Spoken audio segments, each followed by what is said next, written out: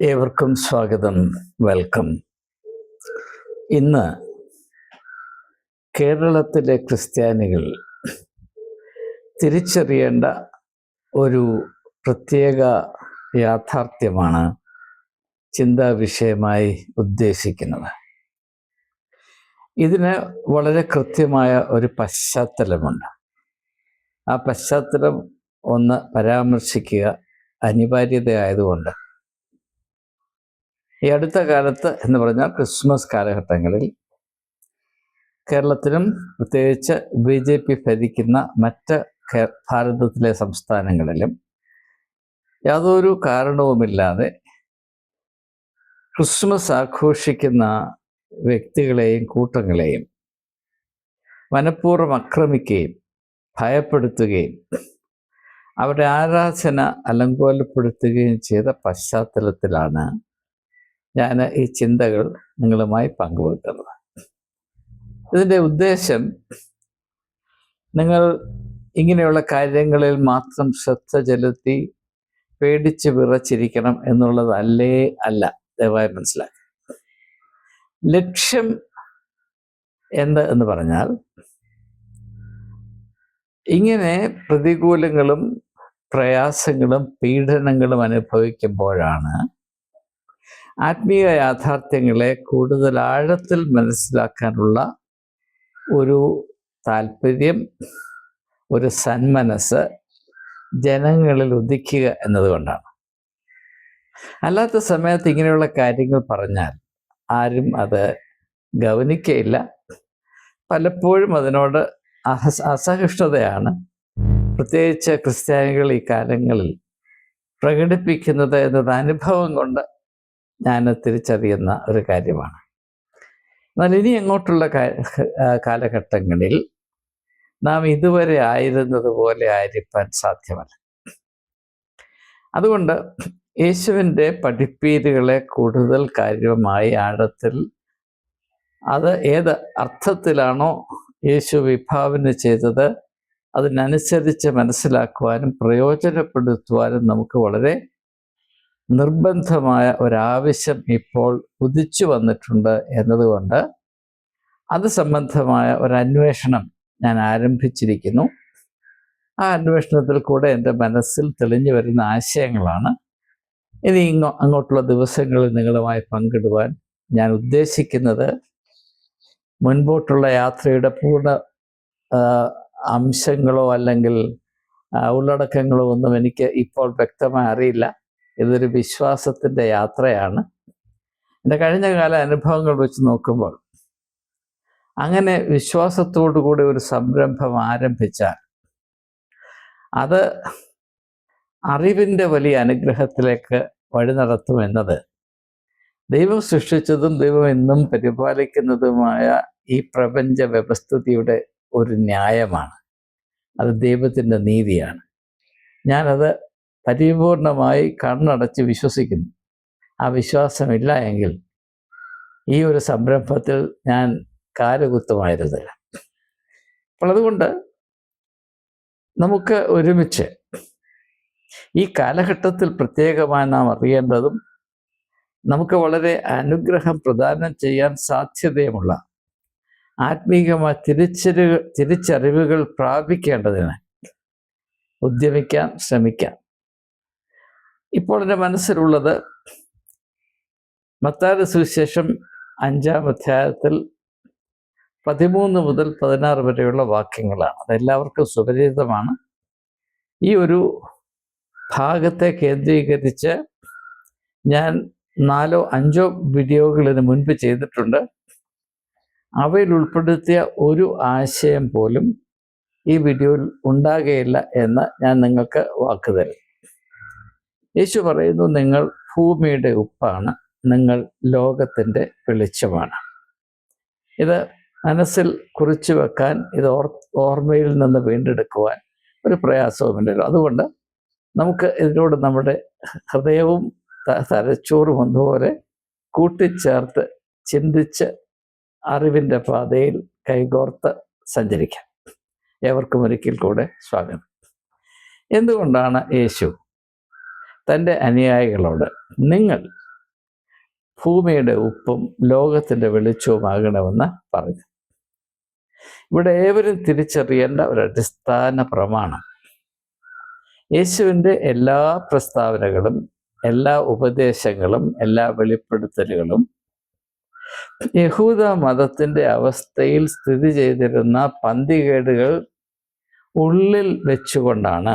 നിങ്ങൾ അതുപോലെ ആയിപ്പോകരുത്. കാരണം യേശു എന്തിനാണ് ലോകത്തിൽ വന്നതെന്ന് വളരെ വ്യക്തമായി പറയുന്നുണ്ട്. അടിമകളെ വിടുവിക്കാനായി വന്നു. ആ അടിമത്വം രാഷ്ട്രീയ അടിമത്വമല്ല, മതം മനുഷ്യരിൽ അടിച്ചേൽപ്പിക്കുന്ന അടിമത്വമാണ് എന്നത് സുവിശേഷങ്ങളിൽ കൂടെ വളരെ സ്പഷ്ടമാണ്. യഹൂദിന് പറ്റിയ ഏറ്റവും വലിയ അപകടം അവൻ്റെ മതമായിരുന്നു എന്ന് യേശു തിരിച്ചറിഞ്ഞു. എന്താണ് അപകടം? യഹൂദൻ അവൻ്റെ മതത്തിൽ കൂടെ അവൻ ആരാണ് എന്നതിനെപ്പറ്റി തെറ്റിദ്ധരിച്ചു. അവൻ്റെ കാഴ്ചപ്പാടിൽ അവൻ വളരെ പ്രത്യേകതയോടുകൂടെ സൃഷ്ടിക്കപ്പെട്ട ഒരു കൂട്ടമാണെന്നും അതുകൊണ്ട് ദൈവത്തിൻ്റെ കരുതൽ, ദൈവത്തിൻ്റെ ശ്രദ്ധ അവരിൽ മാത്രം ഒതുങ്ങി നിൽക്കുമെന്നും യഹൂദനല്ലാത്തവർക്ക് ദൈവം യാതൊരു വില കൽപ്പിക്കുകയുമില്ല എന്നും യഹൂദൻ തീരുമാനിച്ചു. എന്ന് മാത്രവുമല്ല, യഹൂദർ അവർക്ക് വേണ്ടി മാത്രം ജീവിക്കും, മറ്റുള്ളവരുമായി യാതൊരു സഹകരണവുമില്ല. മറ്റുള്ളവരുമായി സഹകരണം വന്നാൽ അത് മതപരമായ അശുദ്ധിയായി തീരും. അൺടച്ചബിലിറ്റി, റിലീജിയസ് അൺടച്ചബിലിറ്റി, റിലീജിയസ് മാത്രമല്ല റേഷ്യൽ അൺടച്ചബിലിറ്റി. റിലീജിയസ് അൺടച്ചബിലിറ്റിയും റേഷ്യൽ അൺടച്ചബിലിറ്റിയും ദൈവത്തിൻ്റെ പേരിൽ സ്ഥാപിച്ച് സർവ്വലോകത്തെയും സൃഷ്ടിച്ച മനുഷ്യരാശിയാകമാനം ഒന്നുപോലെ കാണുകയും തുല്യമായി സ്നേഹിക്കുകയും ചെയ്യുന്ന ദൈവത്തിൻ്റെ പേരിൽ ഈ റേഷ്യൽ അൺടച്ചബിലിറ്റിയും റിലീജിയസ് അൺടച്ചബിലിറ്റിയും ഉണ്ടാക്കി വെച്ചിട്ട് അത് യഹൂദനല്ലാത്ത ആളുകൾക്കെതിരെ വെറുപ്പും അകൽച്ചയും മാത്രം സൃഷ്ടിക്കുന്ന ഏതാണ്ട് പൈശാചിക സ്വഭാവമുള്ളൊരു മതമാണ് യഹൂദൻ സൃഷ്ടിച്ചത്. അതുകൊണ്ടാണ് ചരിത്രത്തിൽ യഹൂദൻ സമാധാനത്തോടെ ജീവിച്ച നാളുകൾ വളരെ വിരളമാണ്. നിങ്ങൾക്കറിയാവുന്നതുപോലെ AD 70 യഹൂദ തലസ്ഥാനം ആയ യെരുശലേം റോമൻ പട്ടാളം അമ്പാടെ തകർക്കുകയും യഹൂദൻ ഭൂമിയുടെ പരപ്പിൽ ചിതറിക്കപ്പെടുകയും ചെയ്തു. അവർ ലോകത്തിൻ്റെ നാനാദേശങ്ങളിൽ കുടിയേറി പാർത്തു. പക്ഷെ ഭാരതത്തിൽ ഒഴിച്ച് ബാക്കി എല്ലായിടത്തും അവർ വെറുക്കപ്പെടുകയും പീഡിപ്പിക്കപ്പെടുകയും ചെയ്തു എന്നത് ചരിത്രത്തിൻ്റെ സാക്ഷ്യമാണ്. അതിൻ്റെ മർമ്മമാണ് ഞാനിപ്പോൾ ഒന്ന് സൂചിപ്പിക്കുന്നത്. യഹൂദൻ അവനെ മനസ്സിലാക്കിയ വിധത്തിൽ അടങ്ങിയിരുന്ന പൈശാചികമായ തെറ്റിദ്ധാരണ കൊണ്ടാണ് ഒരുപക്ഷെ ഇന്ന് വരെ സമാധാനത്തോടെ ഈ ലോകത്ത് ജീവിക്കുവാൻ യഹൂദന് കഴിയാതെ പോകുന്നത്. ആ സങ്കുചിതമായ കാഴ്ചപ്പാട്, യഹൂദൻ്റെ നാട് ഇതാണ്, യഹൂദൻ്റെ ദൈവം ഇതാണ്, യഹൂദൻ്റെ മതപരമായ വേലികൾ ഇതാണ്, യഹൂദനല്ലാത്തവനുമായി യാതൊരു സഹകരണവും പാടില്ല, ബാക്കിയുള്ളവർ നികൃഷ്ടന്മാരാണ്. ഇപ്പോൾ ഭാരതത്തിൻ്റെ ഒരു വാക്ക് ഉപയോഗിച്ച് പറഞ്ഞാൽ ബാക്കിയുള്ളവരൊക്കെ ഈ മ്ലേച്ഛന്മാരാണ്. ഈ മ്ലേച്ഛൻ എന്ന വാക്ക് വളരെ വളരെ മൂർച്ചയേറിയ വാക്കാണ്. സ്വാമി വിവേകാനന്ദൻ പറഞ്ഞു, ഹിന്ദുമതം ഭാരതത്തിലെ ഹിന്ദുക്കൾ എന്നാണ് ഈ മ്ലേച്ഛൻ എന്ന വാക്ക് കണ്ടുപിടിച്ചത്, അന്ന് അവരുടെ അധപ്പതനം തുടങ്ങി എന്ന് സ്വാമി വിവേകാനന്ദൻ പറഞ്ഞു. ഞാനത് സൂചിപ്പിക്കുന്നത് ഈ മ്ലേച്ഛൻ എന്ന വാക്കിൽ അടങ്ങിയിരിക്കുന്ന ചരിത്രപരമായ ധ്വനികൾ വളരെ കട്ടിയേറിയതാണ്, കാത് പൊട്ടിക്കുന്നതാണ് എന്നൊന്ന് സൂചിപ്പിക്കാൻ വേണ്ടി മാത്രമാണ്. അപ്പോൾ ബാക്കിയുള്ള മ്ലേച്ഛന്മാരാണ്. യോഹന്നാന്റെ സുവിശേഷം 4-ാം അധ്യായം നമുക്ക് ഓർമ്മയുണ്ട്. ഒരു സ്ത്രീയോട് യേശു കുടിക്കാൻ വെള്ളം ചോദിക്കുമ്പോൾ അവൾ പറയുന്നു, നീ ഒരു യഹൂദനായിരിക്കെ ശബരിക്കാരിയായ എന്നോട് എങ്ങനെയാണ് കുടിക്കാൻ വെള്ളം ചോദിക്കുന്നത്? ഇതാണ് റിലീജിയസ് റേഷ്യൽ അൺടച്ചബിലിറ്റി എന്ന് ഞാൻ പറയുന്നു. ഇത് ദൈവത്തിൻ്റെ പേരിലാണ് എന്ന് മനസ്സിലാക്കുക. ഇതാണ് യഹൂദൻ്റെ അധപ്പതനത്തിൻ്റെ കാര്യം. ഇത് മനസ്സിലാക്കി ഇതൊരു രോഗമാണ് എന്ന് മനസ്സിലാക്കിയ യേശു വ്യക്തികൾക്ക് മാത്രമല്ല സമൂഹങ്ങൾക്കും രോഗശാന്തി വേണമെന്ന് മനസ്സിലാക്കിയ യേശു തൻ്റെ ശിഷ്യന്മാരോട് പറയുകയാണ്, നിങ്ങൾ പരമ്പരാഗതമായ യഹൂദൻ കാണിച്ച മണ്ടത്തരം, പൈശാചികമായ തെറ്റിദ്ധാരണ, അത് നിലനിർത്തിക്കൊണ്ടു പോകരുത്. അതിൽ നിന്ന് നിങ്ങൾ രക്ഷപ്പെട്ടുകൊള്ളണം. നിങ്ങളുടെ കാഴ്ചപ്പാട് യഹൂദൻ്റെ പാരമ്പര്യത്തിൽ ഒതുങ്ങി നിൽക്കുന്ന കാഴ്ചപ്പാടാകരുത്. നിങ്ങൾ ഈ ലോകത്തിൽ വസിക്കുന്നവരാണ്. ഈ ലോകത്തെ സൃഷ്ടിച്ചതും ദൈവമാണ്. സൃഷ്ടിയുടെ എല്ലാ അംശത്തിലും ദൈവത്തിൻ്റെ സ്നേഹം അടങ്ങിയിട്ടുണ്ട്. ദൈവികത്വമായ മർമ്മങ്ങൾ ഇവയിലെല്ലാം അടങ്ങിയിട്ടുണ്ട്. ഓരോ വ്യക്തിയിലുമുണ്ട്. അതിൻ്റെയൊക്കെ ഒരു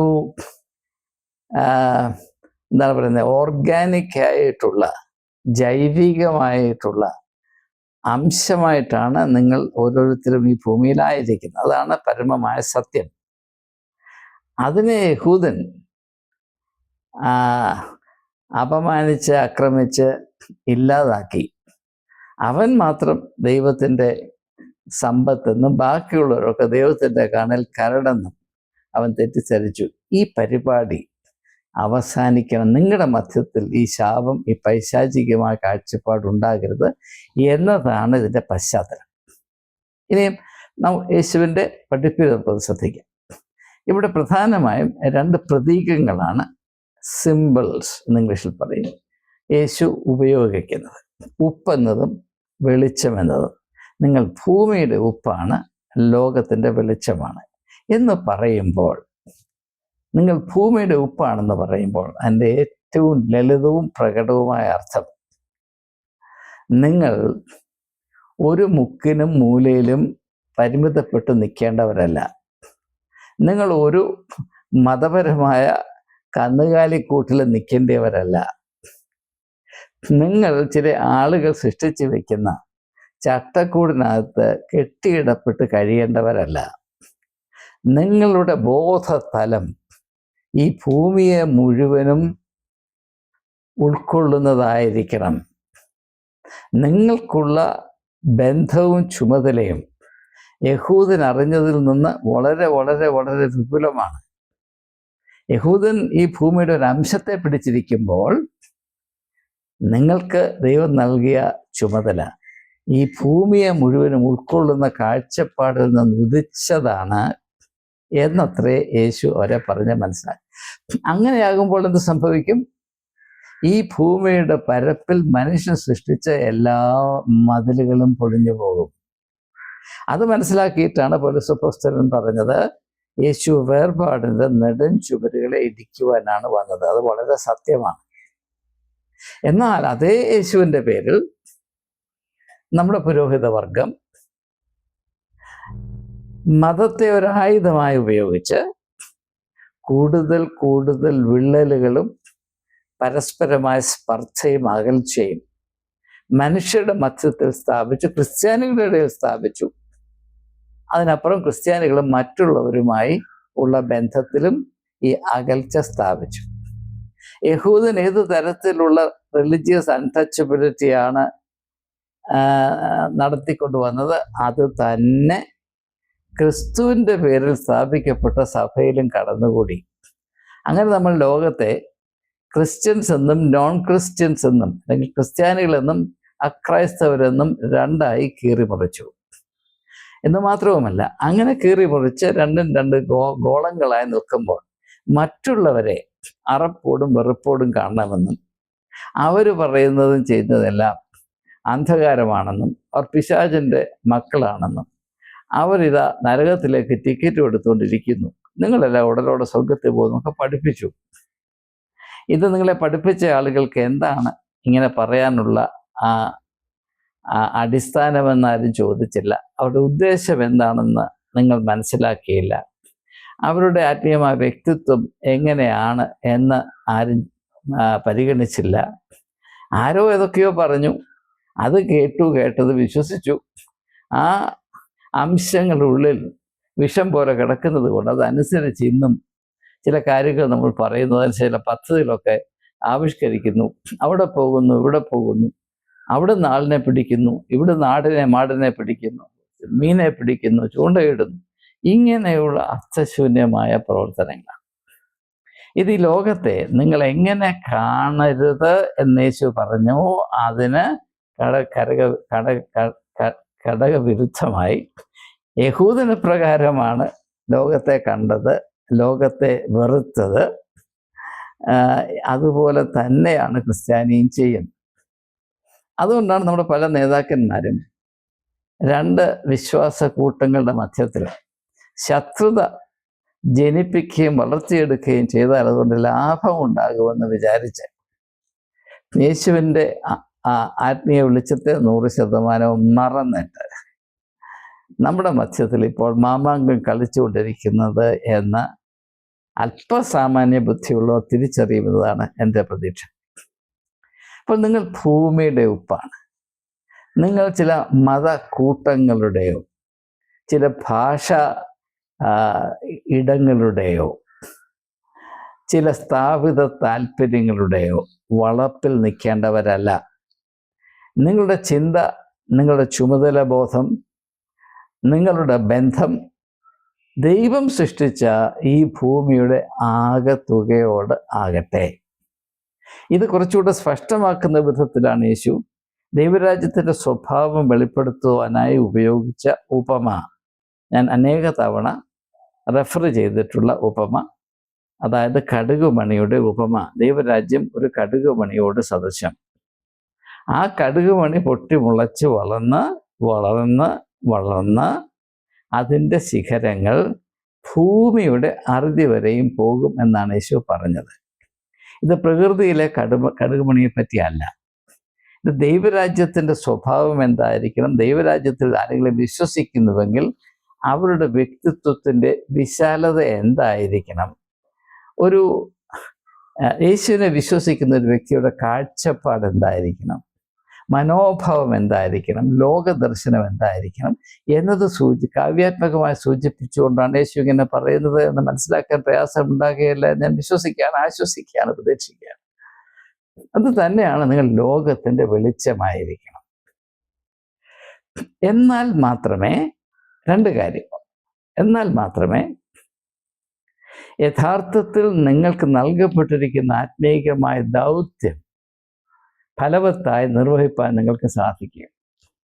നിങ്ങൾ ലോകത്തോട് നിഷേധാത്മകതയാണ് ഉള്ളിൽ വെച്ചിരിക്കുന്നത് എങ്കിൽ പിന്നെ അവിടെ യാതൊരു ദൗത്യവും ഉണ്ടാകുകയില്ല. ആകെപ്പാടെയുള്ളത് ലോകവുമായി സ്പർശനമില്ലാതെ നമ്മുടെ ഇൻക്യുബേറ്ററിൽ ഇങ്ങനെ കഴിയുക, പള്ളിക്കകത്ത് അല്ലെങ്കിൽ പള്ളി വളപ്പിൽ ഇങ്ങനെ കഴിയുക, മെത്രാൻ്റെയും അച്ഛൻ്റെയും പുറകെ വാല് പിടിച്ചു പോകുക, അവിടെ വായിൽ നിന്ന് വീഴുന്നത് വിഴുങ്ങിക്കൊണ്ടത് ആവർത്തിച്ചുകൊണ്ടേ ഇരിക്കുക.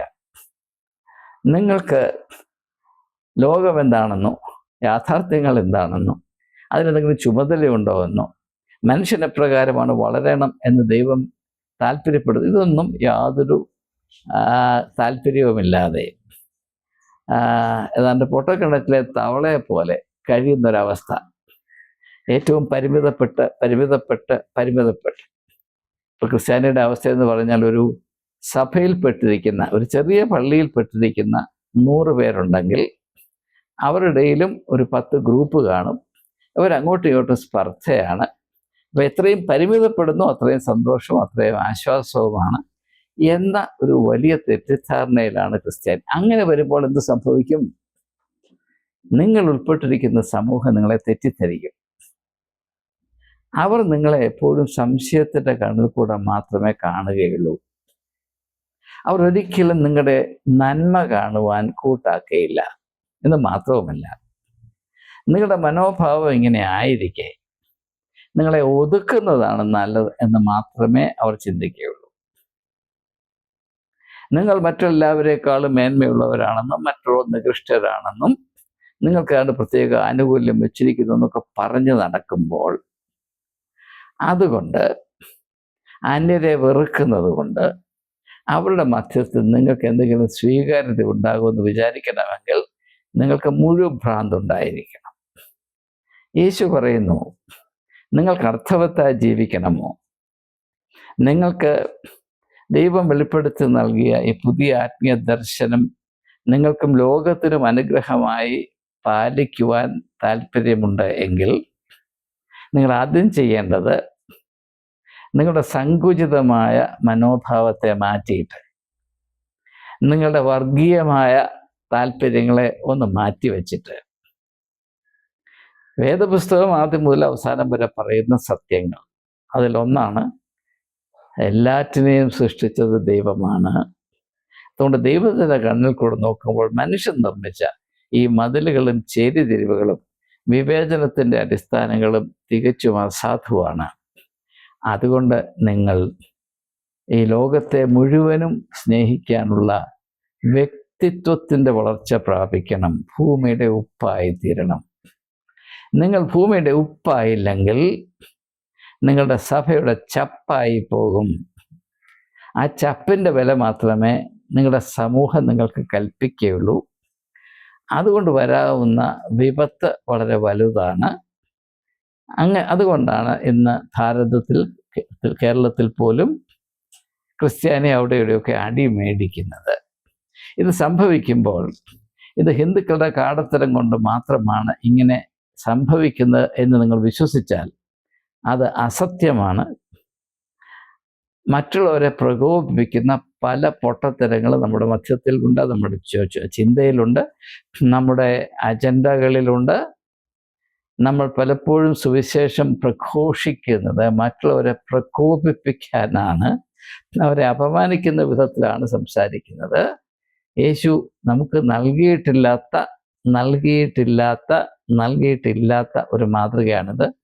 ദയവായി ഇങ്ങനെയുള്ള പൈശാചികമായ മനുഷ്യത്വത്തിന് നിരക്കാത്ത പരിപാടികൾ ഉപേക്ഷിക്കണം.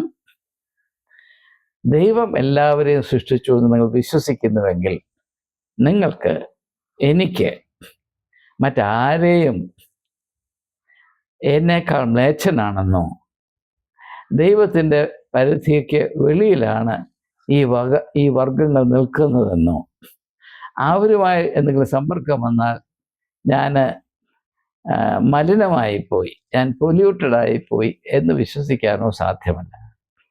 അങ്ങനെ വിശ്വസിക്കുന്നവർ സത്യത്തോട് ബന്ധമില്ലാത്തവരും പൈശാചികമായ വികാരങ്ങളും ചിന്താരീതികളും മാത്രം വെച്ച് പുലർത്തുന്നവരുമാണ് എന്ന് തിരിച്ചറിയേണ്ട നാൾ വൈകിയിരിക്കുന്നു. ലോകത്തിൻ്റെ വെളിച്ചം എന്ന് പറയുമ്പോൾ നിലവിലിരിക്കുന്ന യാഥാർത്ഥ്യങ്ങളെ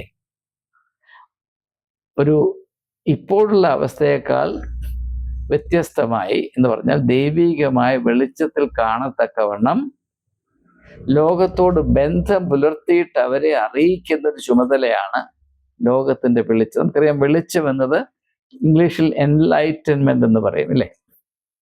വെളിച്ചം മനുഷ്യൻ്റെ മനസ്സിൽ ഉദിക്കുക, എൻലൈറ്റൻമെന്റ്. യേശുവിൻ്റെ അനുയായികൾ ഈ ലോകത്തിൽ ആത്മീയ എൻലൈറ്റൻമെന്റിൻ്റെ ദൂതന്മാരായിരിക്കണം. അതായിരിക്കണം ലക്ഷ്യം. മറ്റുള്ളവരെ അപമാനിക്കുവാനോ മറ്റുള്ള മതങ്ങളെ കൊച്ചാക്കാനോ അല്ല. മനുഷ്യൻ്റെ ഉള്ളിൽ പരിജ്ഞാനത്തിൻ്റെ വലിയ വെളിച്ചം അത് ഉണർത്തുവാനും വെളിച്ചത്തിൻ്റെ വ്യക്തിത്വം ലോകത്തിലുള്ള മനുഷ്യജാതിയിലുള്ള എല്ലാവരും പ്രാപിക്കത്തക്കവണ്ണം വളരെ വിനയത്തോടെ മറ്റുള്ളവരോടുള്ള സ്നേഹത്തിലും കരുതലിലും ബഹുമാനത്തിലും മാത്രം നാം അറിയുന്ന പരമമായ സത്യം എല്ലാ മനുഷ്യർക്കും അതിലില്ലാത്ത അനുഗ്രഹം പകരുവാൻ പര്യാപ്തമായ സത്യം എപ്രകാരമാണ് പറയേണ്ടത് എന്ന അച്ചടക്കത്തെ 100% പാലിച്ചുകൊണ്ട്, എന്ന് പറഞ്ഞാൽ സത്യത്തെ ആയുധമായി ഉപയോഗിക്കാൻ സാധ്യമല്ല. സത്യത്തെ ആയുധമാക്കുമ്പോൾ അത് അസത്യമായി തീരും. ദയവായി മനസ്സിലാക്കുക, സത്യത്തെ ആയുധമാക്കുമ്പോൾ അത് അസത്യമായി തീരും. അപ്പൊ സത്യത്തെ എപ്രകാരമാണ് സാക്ഷിക്കേണ്ടത് എന്ന അച്ചടക്കത്തിൽ നിന്ന് അല്പം പോലും മാറാതെ ലോകത്തിന് അനുഗ്രഹം വരണമെന്ന ഏക താല്പര്യത്തിൽ യാതൊരു സ്വാർത്ഥ താല്പര്യവും അജണ്ടയും ഇല്ലാതെ ഈ വെളിച്ചം, യേശുവാകുന്ന വെളിച്ചത്തെ മറ്റുള്ളവരിലേക്ക് എത്തിക്കുവാൻ നിങ്ങൾ ശ്രമിച്ചാൽ നിങ്ങൾക്ക് ഇപ്പോഴുള്ള അവസ്ഥ ഉണ്ടാകുമായിരുന്നില്ല. അങ്ങനെയല്ല നിങ്ങൾ ചെയ്തത്. ഞാൻ എന്നെ ഉൾപ്പെടുത്തി പറയുകയാണ്, അങ്ങനെയല്ല നമ്മൾ ചെയ്തത്. അതുകൊണ്ട് ഇങ്ങനെയുള്ള ഒരു അവസ്ഥയിൽ നാം പ്രവേശിക്കുമ്പോഴെങ്കിലും അപകടം ദൂരെ നിന്നല്ല, സമീപത്ത് നിന്നുകൊണ്ട് നമ്മെ തുറിച്ചു നോക്കുമ്പോഴെങ്കിലും നാം കഴിഞ്ഞ കാലങ്ങളിൽ നിവർത്തിച്ചു വന്ന സമീപനങ്ങളിൽ, അജണ്ടകളിൽ ഉൾപ്പെട്ടിരിക്കുന്ന പൈശാചികമായ ഘടകങ്ങളെ തിരിച്ചറിഞ്ഞ് അവയിൽ നിന്ന് വിടുതൽ പ്രാപിച്ച് ആത്മീകമായി ആരോഗ്യമുള്ള ഒരു കാഴ്ചപ്പാടും ദൗത്യബോധമുള്ള ഒരു ബന്ധം, ലോകത്തോടുള്ള ബന്ധവും നിലനിർത്തുവാൻ പര്യാപ്തമായ ഒരു ആത്മീയമായ വ്യക്തിത്വം വികസിപ്പിച്ചെടുക്കാൻ ഏവരും പ്രത്യേകമായി ശ്രദ്ധിക്കണം, കരുതണം, അതിനുവേണ്ടി അധ്വാനിക്കണം.